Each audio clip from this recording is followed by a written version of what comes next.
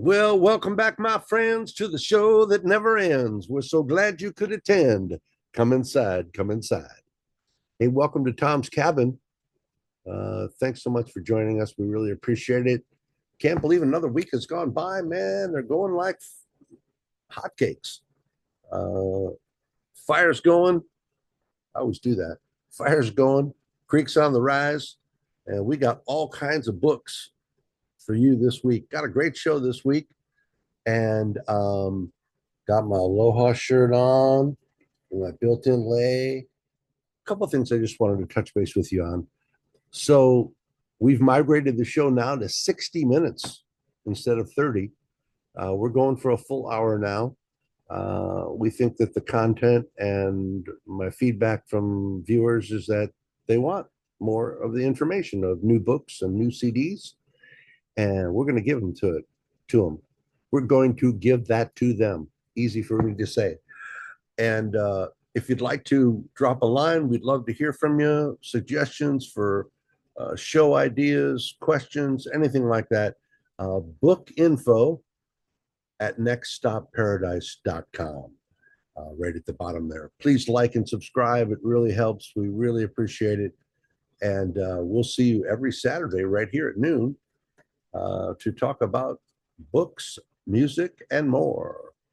It's fall and a lot of new books coming out. I'm really excited. We've got a list of books that are anticipated for fall, including major releases like John Grissom's The Window, Margaret Atwood's Book of Lies, and a new memoir from Michelle Obama entitled The Look.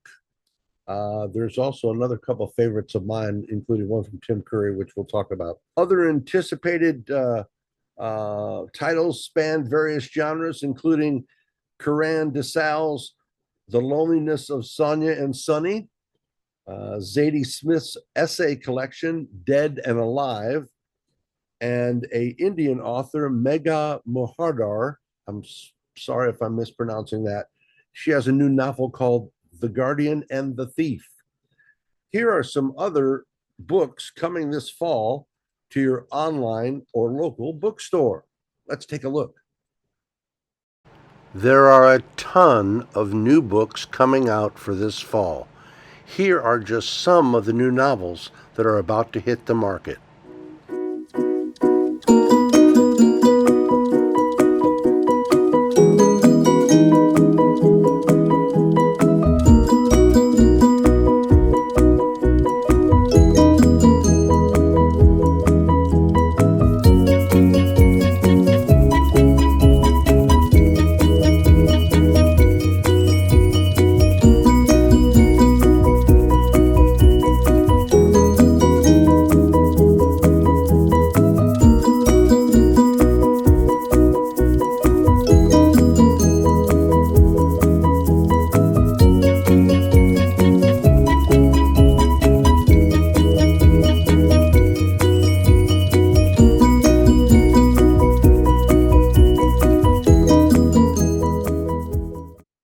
There are some other books. This is according to the list from NPR, fall books we're going to love.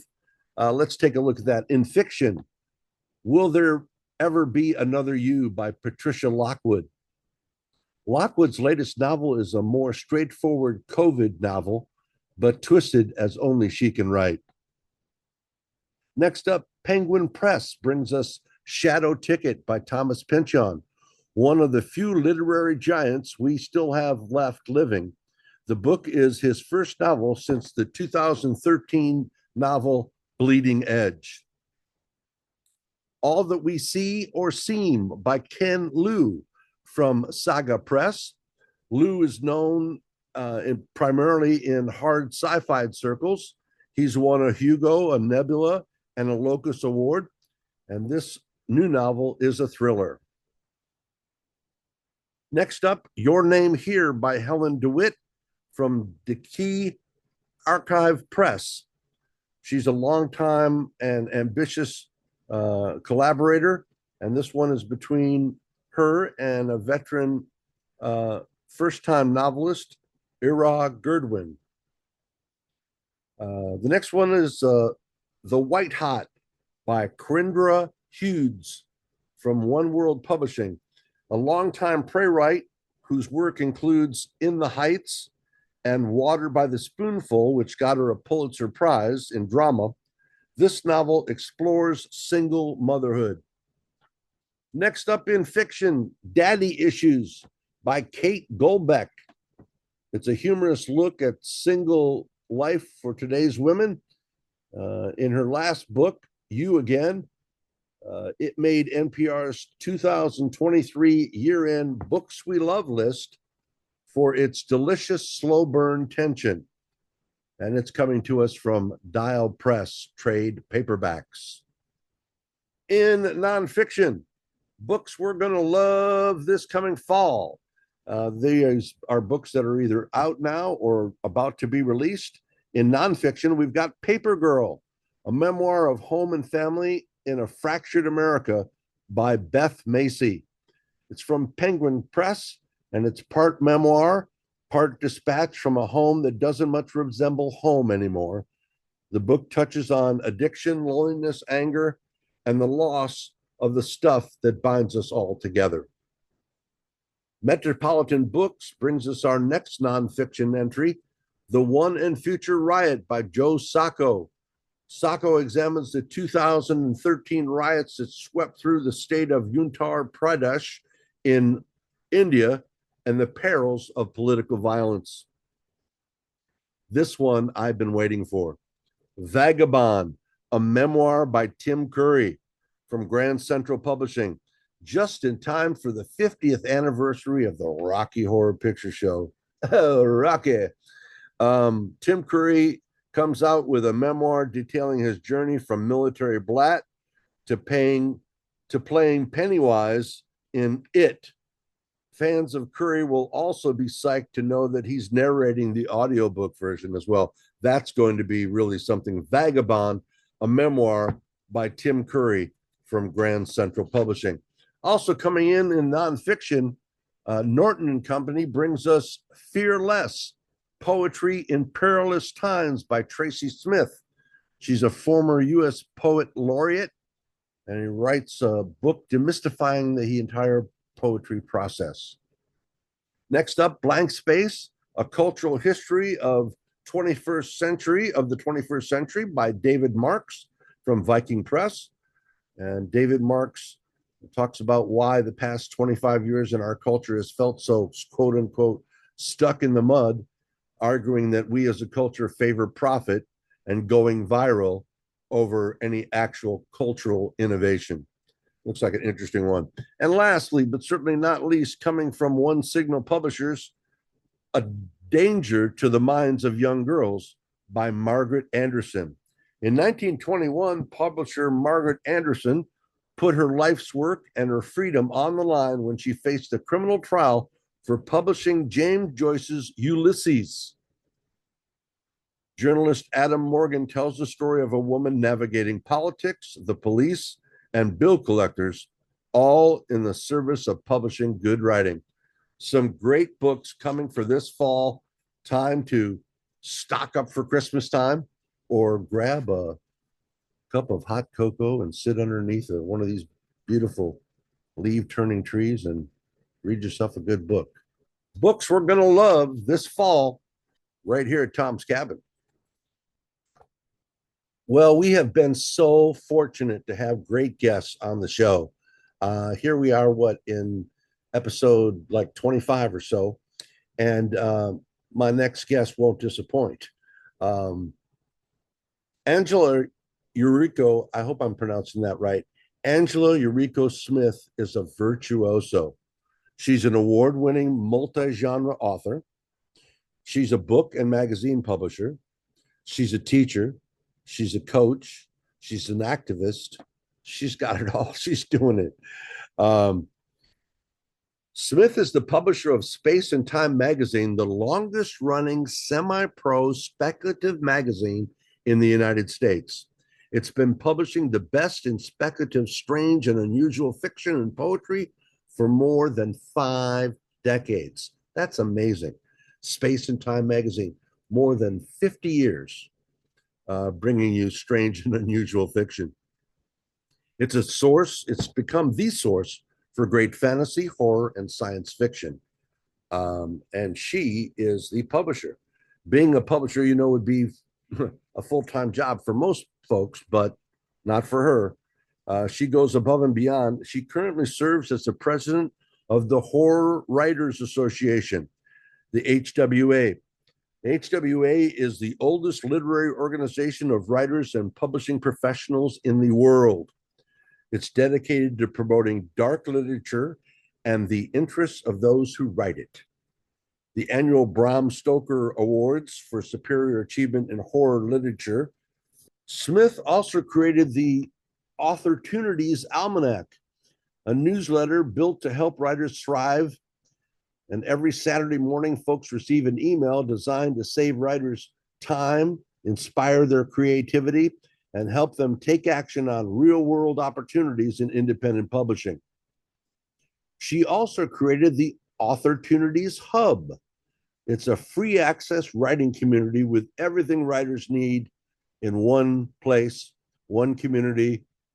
Writers can talk to each other about ideas, help each other out with questions. It's absolutely outstanding. The links will be in the show description and at the bottom of the screen. During her career, she's won numerous awards, including multiple HWA Bram Stoker Awards, the Horror Writers Association Mentor of the Year Award in 2020. And she also freelances, as if she has the time, she also freelances as a publishing coach on Readsy and hangs out in the Authortunities Hub, her free community for creators. Well, I'm super excited about having my next guest on the show. She is a virtuoso. Talk about wearing a lot of hats. She's a publisher, she's a coach, she's a award-winning author, and I'm excited to have her on the show. Please welcome Angela Yuriko Smith. Thank you so much for having me, Tom. All the way from Brazil, huh? Yep, all the way doing a research trip actually on Yuta, the Okinawan witches. So, wow. So I'm down here looking up. Yeah. Just out of curiosity, when you do a research trip like that, is any of it tax deductible? I am so bad with taxes, which is why I remain a poor writer. But I don't know, honestly. I've never. I'll bet you. I've never really looked at that. If not, it we should do. be. Yeah, we're starting to publish the magazines here, so I do need to get a tax advisor because that's starting to get a little too much for me. It's a little bit more than just TurboTax now. So I need to be able to understand international taxes. Well, tell me a little bit about your background. I know that you grew up in Wyoming, but you're from Okinawa, and tell us about that. Absolutely. My mother is half Okinawan, and she married a Scottish man, so Grant family. My husband's getting ready to go to Scotland, and right there at Loch Ness, where the Grant Castle would be, and I don't get to go with him, so I still love him. We've been married. We just celebrated our 15 years of marriage, so if I haven't, I'll just contain the jealousy. But yes, and then they moved to Wyoming, which was a really interesting experience for a BIPOC child. The kids, I was definitely the unpopular kid, because I had things going on, neurodivergence, that back then we did not understand about anything like that. And I was the weird kid with the weird name, and I ate spinach and seaweed, and, so it was a good time. It was a good experience. I learned a lot. But suffice to say, reading was a very important part in your family and prioritized.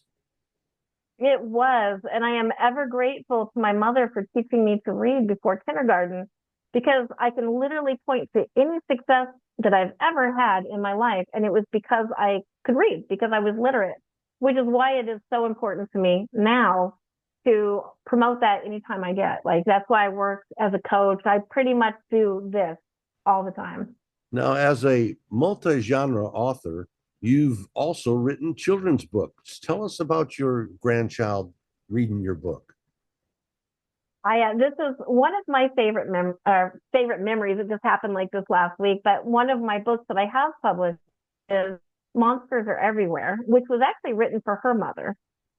It's her favorite book. So to watch my 5-year-old, she's almost 5, she'll be 5 next week, pull that book off the shelf and read it is pretty exciting. That book was written for her mother because when she was little, she was worried about monsters, as kids are. And I was trying to be empowering, and we've agreed that sometimes I'm not empowering when I try to be. But I told her, yeah, monsters can be real, but you have to be bigger than the monster. And all she heard was, monsters are real?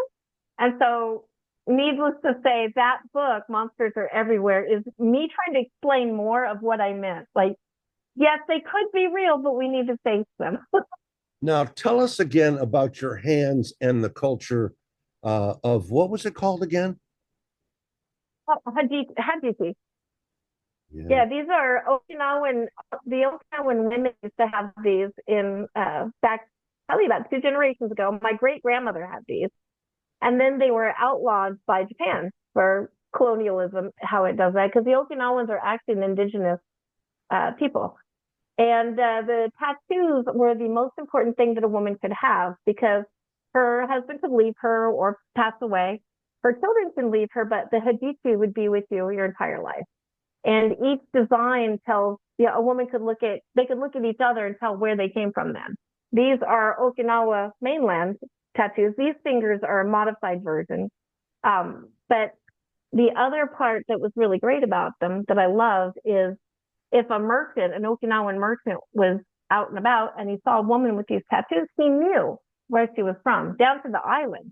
And he would pass in everything that he had to buy her, rescue her, whatever he could do to get her out of slavery and return her home. And so that always makes me want to cry a little bit. There's some good books on it about Hajiti, but a lot of us, I am 3rd generation Okinawan, and we're trying to bring this back for the importance that it is. Try to reclaim it before it completely disappears. Man, I am so sad that we only have an hour in the show because I could talk to you for days. So this is how I'm ensuring I'll get invited back, Tom. This is like my secret plan. Well, there's lots to cover. Let me talk about Space and Time magazine. 5 decades of publishing. 5 decades. Yeah, I didn't start it. It's a little bit older than me. It's 2 years older than me. But it was Gordon Linsner started it back in high school on a mimeograph machine, if you can imagine. And he's a wonderful man. And to keep something, I don't have anything from high school. I don't think I even have friends from high school left. The fact that he dedicated his life to this, and then he passed it on, I think, on issue number 100 to Hildy Silverman, who took it for another 12 years. And then it's tough running a magazine, as you probably know. So she couldn't maintain it anymore. And then I wound up taking it over in 2019, right in time for all the great COVID. Oh God. And it's kind of unique in that you are doing a print on demand for a publication. We are now, yes. And it was, when I first took it over, it was still traditionally published, as in you take it to the printer, you get your 500 boxes of books back, you send them out by hand to your subscribers, and then you have your back issues that you have forever. But with COVID happening, remember when all the shipments were disappearing and there was so many problems with the post office?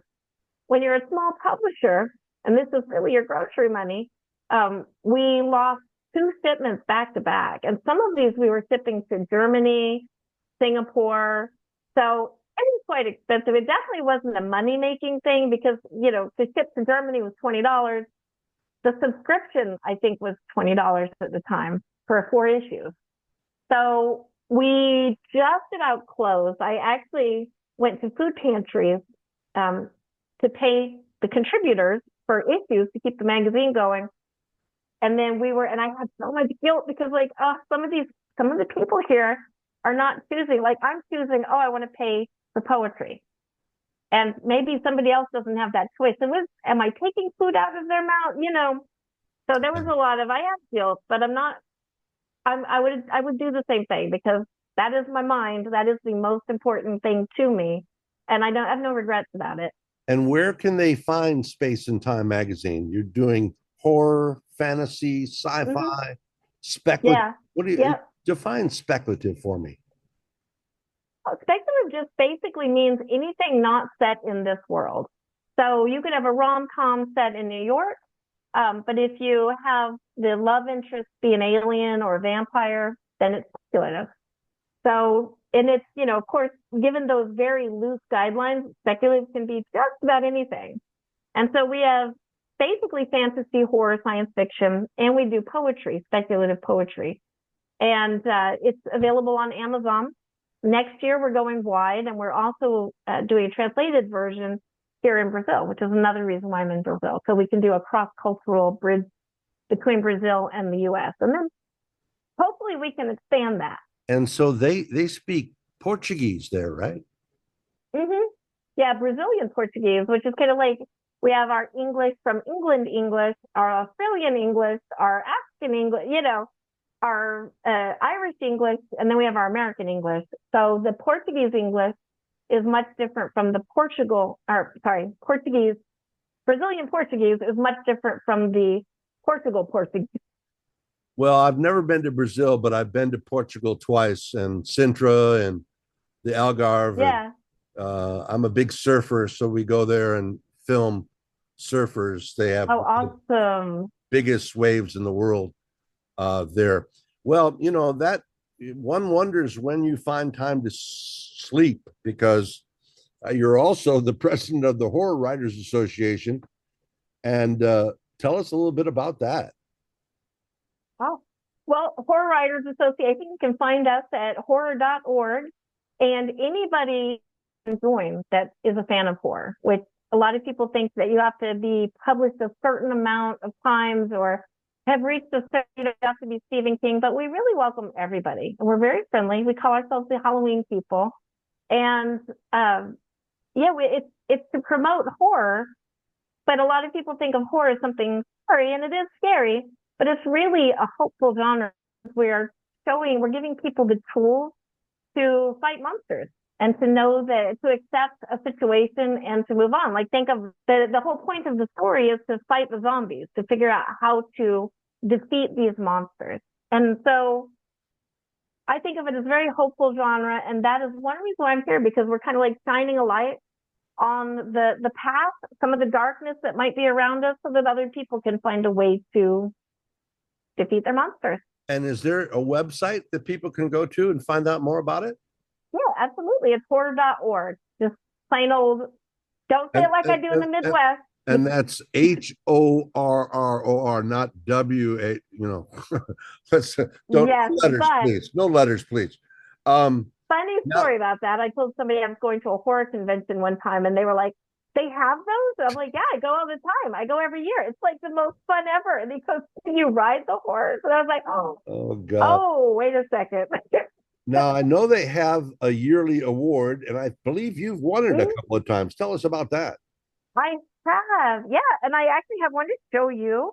It is called the Bram Stoker. It is the Premier Horror Award. You get your name in the little door so you can see what you won for. This one is for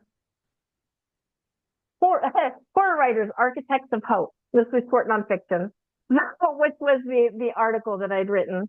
Wow. So yeah, it's got like little monsters falling around, things coming out of the window. Gorgeous. And yeah, so they have an award. It could be a murder weapon. And so they have an award ceremony, I assume, where you can go and. Mm-hmm. Yeah, every year we have StokerCon. I think next year we are celebrating our 10th StokerCon and as a standalone convention, because before that we were tagged with World HorrorCon. We would have it in conjunction with them. And then 10 years ago, I love that I got to be at that first one because I joined the year before we did StokerCon. We all get together this year. It will be in Pittsburgh for the next 2 years, actually. It will be in Pittsburgh and in June, and I don't remember the exact date. But we all get together and support each other. We start out with Librarians Day because librarians are so incredibly important to intellectual freedom, which is when I worked for a library, I had the honor of working for the library, and they said it's the last true democratic freedom, or the last true democracy was the way he said it, because intellectual freedom means we choose what we want to read and nobody can help what we want to read. Yeah, amen. Um, now you have your author stuff, you have the magazine, but that wasn't enough. And so you reached out. They say teach a man to fish and you'll feed him for a lifetime. And you branched out and become a preeminent coach in DIY independent publishing. Tell us about the thing you created, Authortunities. Absolutely. I became a coach, I think by accident. I was volunteering at the HWA, but because writing means so much to me for freedom, like that has been everything I owe to writing. I was very happy to teach other people anything that they needed. But because publishing is also, we're both fans of Dale.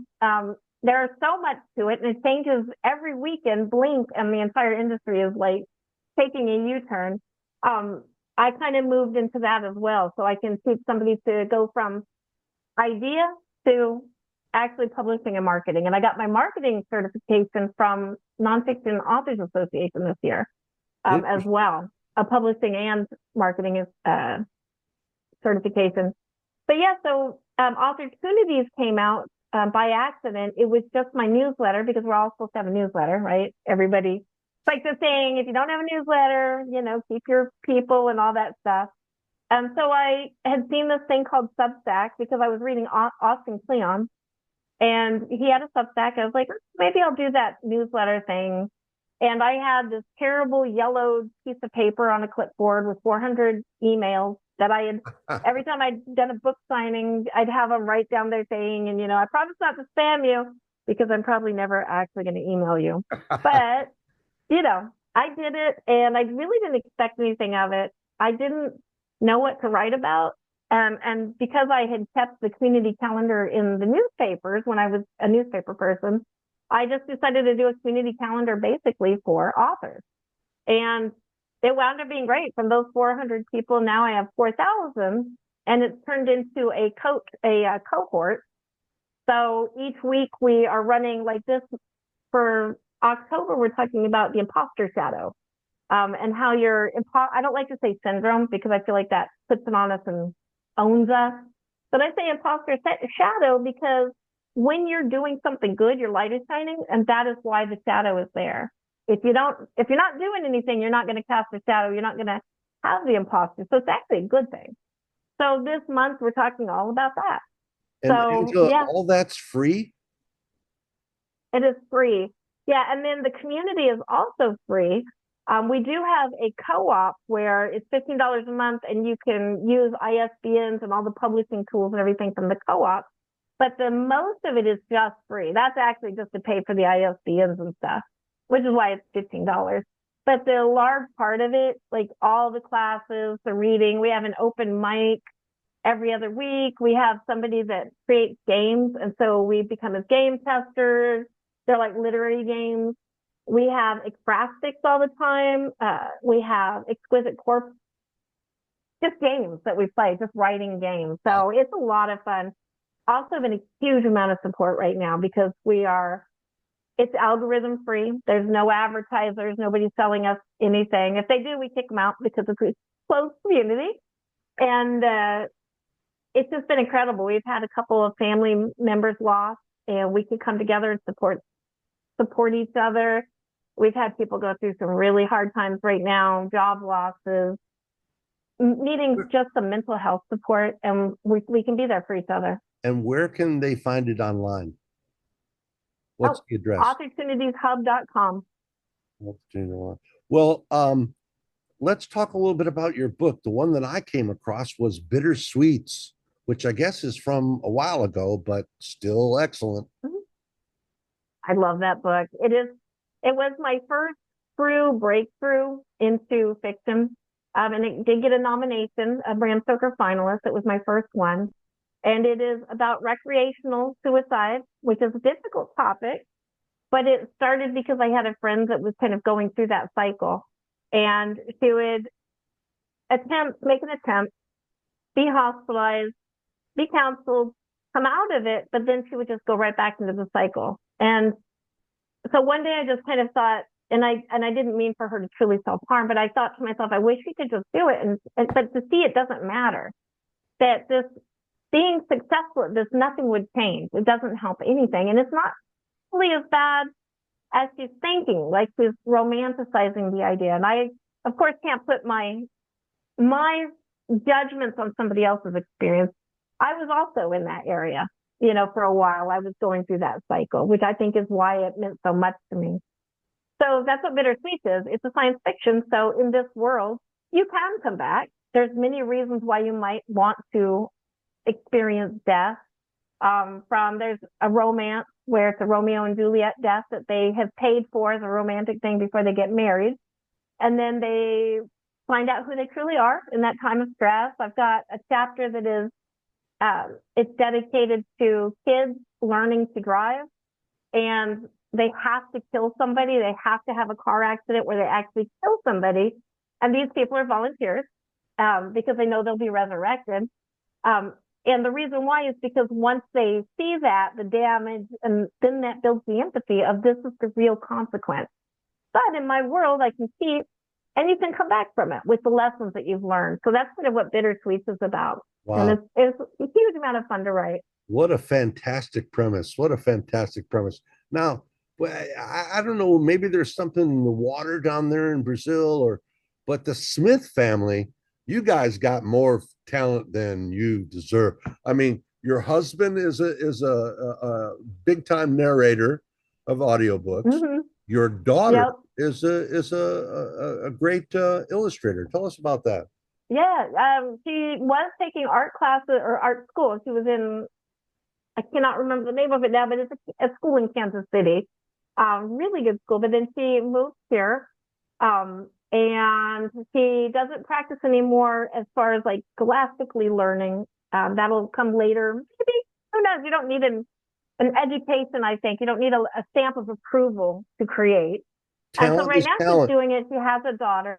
Yeah, Talent, exactly. talent is It's talent. good to learn, but that should not stop you, is my thought on that. But she's down here now, and she does all my book covers and illustrations pretty much. Not necessarily in the magazine, because we want to hire other people, like spread the love. So we have different artists who do the illustrations of different stories. But if it's my personal book, it's pretty much her that's doing the work if I'm publishing it. Keeping it all in the family. We like that. We like that. Um, Yeah. of all the hats you wear, horror fiction, poetry, magazines, publishing, coaching, which do you like the best? I think of them as the same hat, honestly, kind of going back to when writing meant so much to me, and literature, and the ability to be literate opened so many doors that I can't distinguish between any of them. As long as I am promoting writing, either somebody else's story, teaching them how to write their story, publishing their story, writing my own story, it's all the same, and I'm really happy to do it. So I'm just going to say, in general, writing. I got to be illiterate here. I had never experienced illiteracy because I learned to read so young. But learning to read in Portuguese, I had that whole experience where I almost fed my family banana bread made with drain cleaner because I thought it was baking soda.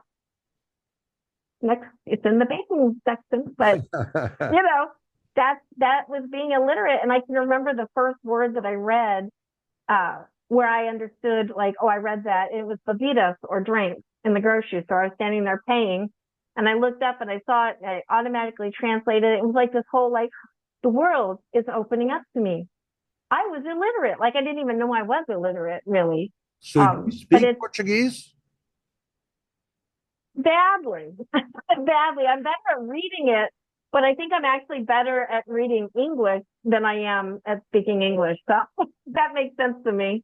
Do you ever run into being an award-winning woman author?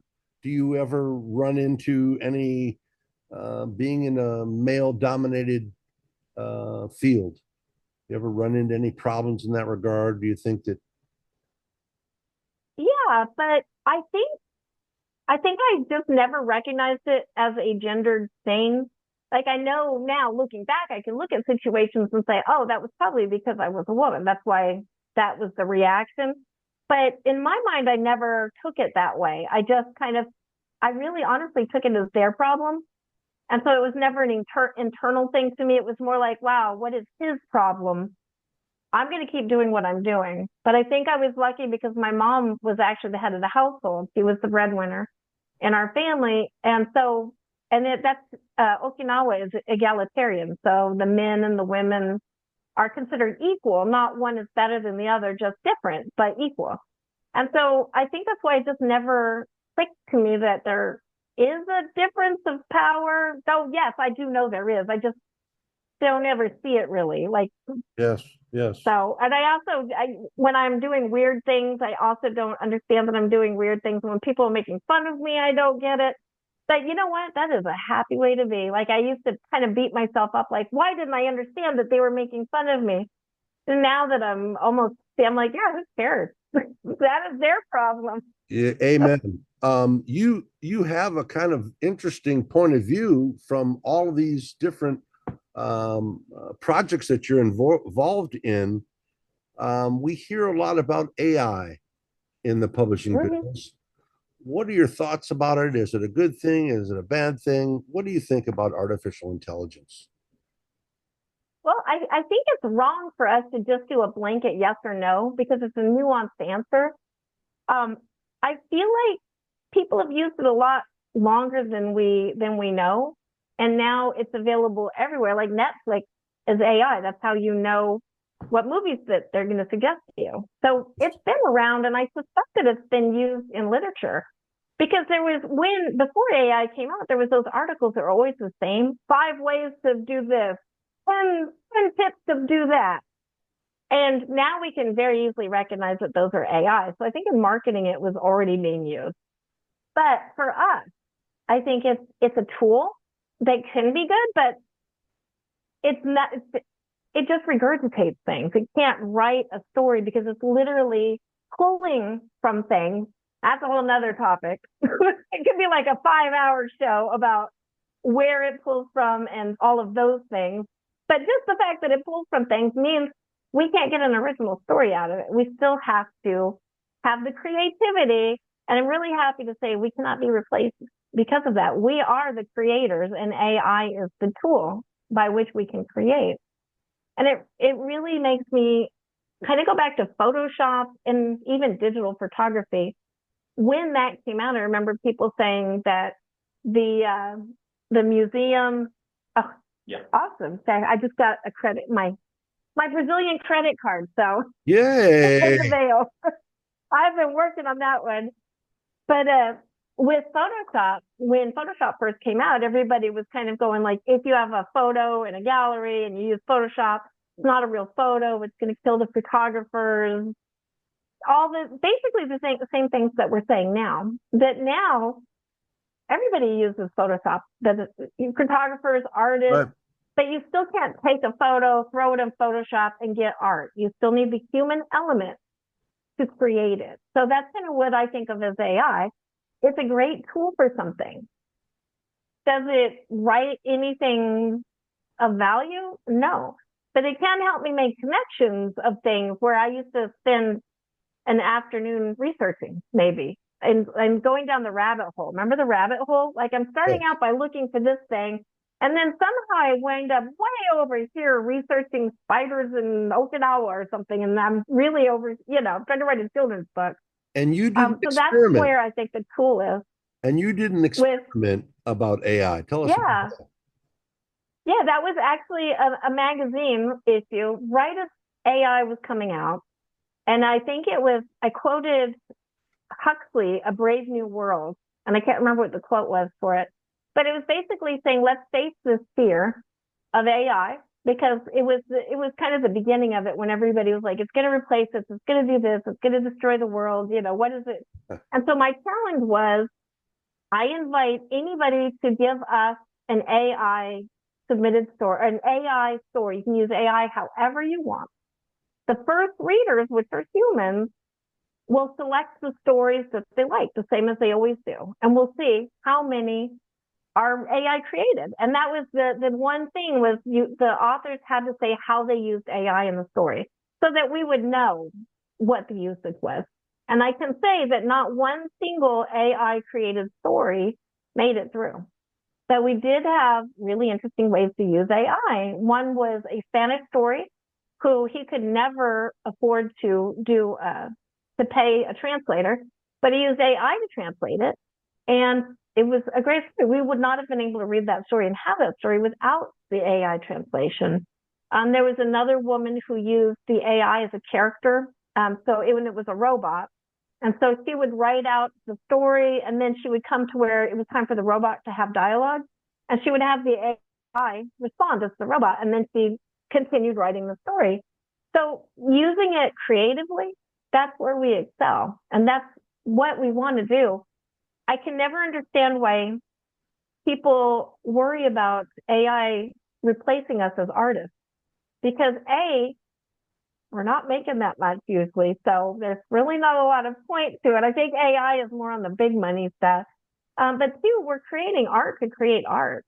Like most of us are doing this because we need to, and we're not doing it to be Amazon bestsellers and make $1 million and all that. And so the people who are trying to do that, there's a lot of AI crap books out there right now. Do you think But when self-publishing came out, there was a lot of crap as well. Do you think that authors should be required to let the reader know that they used AI in its production? Maybe. Right now, definitely, because this is a very hot topic and a very emotional thing to people. But I think it's going to wind up being like Photoshop, where you can say that you use Photoshop to create, to do something, but nobody cares. And it's kind of like an extra. Yeah. So I think that's where we're going to go. But right now, while people are very emotionally involved with it, I think it is good to disclose. Well, I really appreciate you coming on the show. I always end my interviews with this one question. If there was one thing that you wish readers knew about your books and all the different things that you do, what would it be? That you can do it too. That any of us can do this. There are so many reasons why I shouldn't have been able to do what I've done. I actually have an 8th grade education. I left school at 8th grade and I said, I'm done with this nonsense. So don't let any barriers come between you and what you want to do. Find a way to do it. There's plenty of information. There's shows like this. There's shows like Dale that can give you the tools. We can go to libraries, which are still free right now, and we can get the information. The internet, or interneti, as they say here in Brazil, has so much information on it. But don't let any barriers come between you and what you want, because you owe it to yourself and you owe it to society. Society, it's the artists in a society that build it, that make that consciousness. Without the art element, kind of what's the point? Which is why I think art is feared sometimes, because it boldly tells the truth and creates that new thought pattern. So, well, you have obviously the heart of a teacher, and it's organizations like Authortunities and the Hub where people come together and help each other and share ideas and tricks and all that kind of great stuff that makes all the difference in becoming an independent author. I really, really and this show. Well, and please, thank you for coming on, and please come back when the new book comes out and talk to us about that. Anytime. I really appreciate it. Absolutely. Thank you so much for having me, Tom. You are wonderful. Well, I've been fooling around in the lab with some video. Let's check out this week's book promo.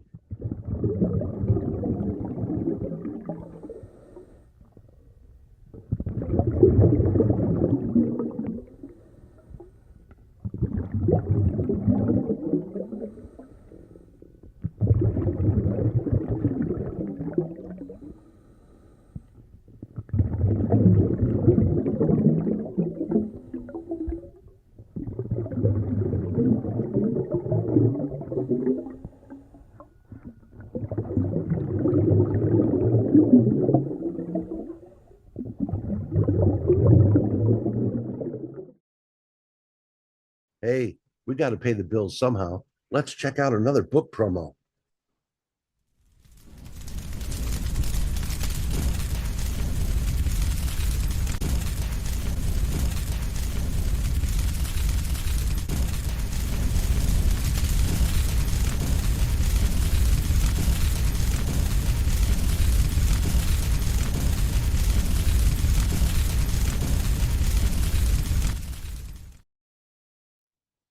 Well, it's that time again. Let's take a look at Tom's top 10 books. We take a look at what's happening on the Amazon charts, the USA Today charts, the New York Times bestseller charts, and we mix them all up and come up with Tom's top 10. Let's see what's happening in the world of books.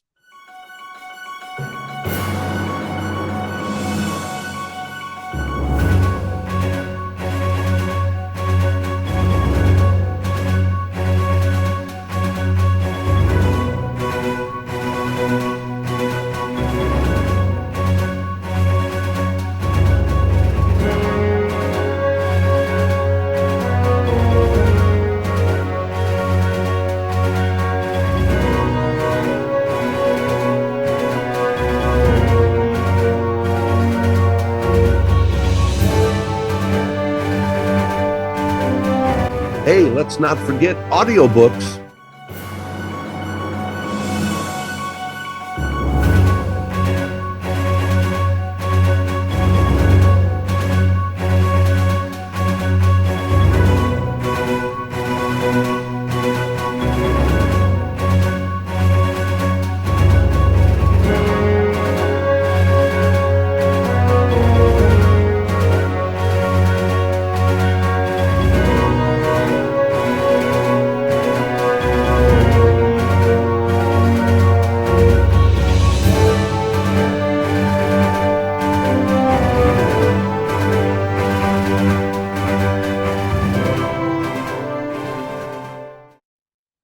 You know, we try to bring you timely information to get you great deals on new books and expose you to different kinds of genres and different kinds of authors. And I'm always on the lookout for innovative websites about books and places to get good deals on books, ebooks, audiobooks. And there, of course, are the biggies: Amazon, Kindle, Barnes and Noble, Apple Books, and they're great. You know, don't get me wrong, I love them. But sometimes you need something that's a little more esoteric, a little bit out of the box. Enter from stage left, the New Books Network. This isn't what you think. The New Books Network. And the link is at the bottom of the page. The New Books Network is actually a consortium of author-interviewed podcast channels dedicated to public education, something that's near and dear to my heart. It covers more than 100, and that's, by the way, that's a pet peeve of mine. It's not over 100 because it's not in height. It's more than. It's a numeric. Anyway, it covers more than 100 subjects, disciplines, and genres, and they publish 70 to 100 podcast episodes, not per month, per week. 70 to 100 episodes on different subjects, disciplines, and genres every single week. The NPN reaches about 500,000 people every month, and listeners download close to 1 million episodes every single month. The NBN is strictly viewpoint neutral, allowing the host to select the books. Rather like a bookstore, they make the viewpoints of authors available to the public. Their bookshop.org site began as an idea to help support bookstores and their communities as more and more people were buying books online. They saw an opportunity to create an alternative to Amazon for socially conscious online shoppers. Amazon typically sells about 60% of all the books in the United States, and that's growing. And that shift threatened to the future of bookstores, of independent bookstores. And it ultimately will hurt readers, authors, and publishers who are relying on a diverse, healthy ecosystem of books. NPN had a better idea. Give the readers the convenience of online shopping while supporting independent bookstores at the same time. What a concept. 78% of new books customers said that they regularly bought books from Amazon before they made the switch. Launched in January of 2020 with just 88 bookstore partners and a team of 4 passionate book people, there are now more than 1,000 bookstore partners and a staff of more than a dozen. Bookshop.org has also expanded internationally and has recently launched in the UK and Spain. The New Books Network exists only with the support of listeners and their advertisers, and their mission is simple: public education, full stop. Way cool. And they have stuff there that you will not find anyplace else, including all of the what I call the university publishers, Oxford Publishing, Harvard Publishing, books from the staff at MIT, everything. University of Michigan, North Carolina University. So, and take a look at just some of the images that we've had about astrophysics and very intellectual, scholastic type things, as well as entertainment things. And most important point is that all of the profits are shared with independent bookstores. And I've said this many, many times before, and I'll just leave it at that. If we don't support independent businesses in this country, and independent bookstores in particular, we're not going to have any anymore. And that would be a very sad thing for everybody. Check out New Books Network. The links are in the show notes. Well, if you've got a new book that you're loving, or a new music group that you've discovered, a new CD you're enjoying, please drop us a line. You can send us an email at bookinfo@nextstopparadise.com. That's our publishing company, nextstopparadisepublishing.com. We've been doing good. We got 2 new books out over the Labor Day weekend, and sales are doing well. Thank you so much for your support. All of my books are available, by the way, on Apple Audiobooks, and very cost effective and wonderful narration. They're done by AI, which is kind of different and exciting. They really have perfected the intonation and such, and you won't recognize it. I investigated it over a year ago and was not impressed, and now I am. So check out all of my books, the entire Tom McAuliffe library, at Apple Audiobooks. The link is below. Hey, coming up in next week, and possibly the week after, it might be a 2-parter, we're going to have a update from Reader Nation.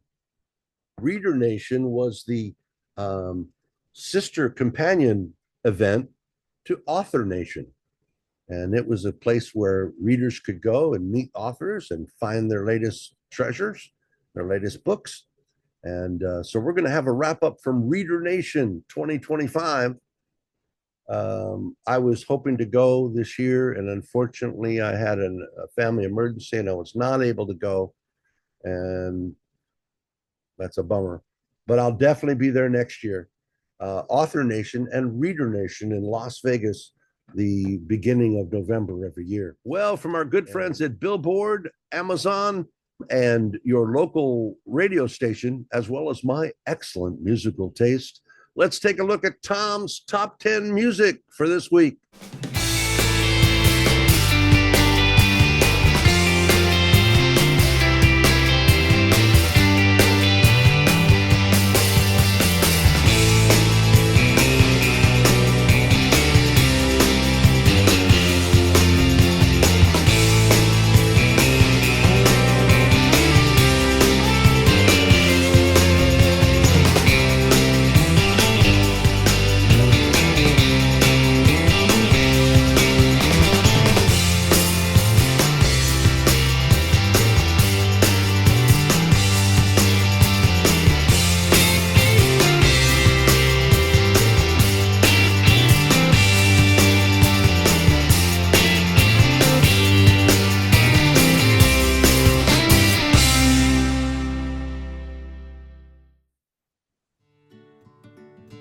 I'm so thankful. I'm thankful to be in America, such as it is these days.